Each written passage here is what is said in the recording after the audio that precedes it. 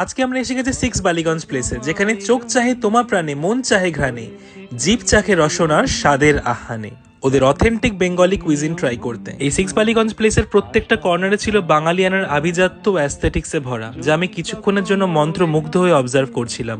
এরপর আমরা টেবিলে বসে হাতে পেয়েছি রসনা চরিতামৃত, যেটা দেখে আমরা অর্ডার করে নিই বাসমতি চালের ভাত, সোনা মুগের ডাল, জুড়ি আলু ভাজা, ডাব চিংড়ি, ধনেপাতা মুরগি এবং মকটেলে নিয়েছিলাম দেবী চৌধুরানী মকটেল।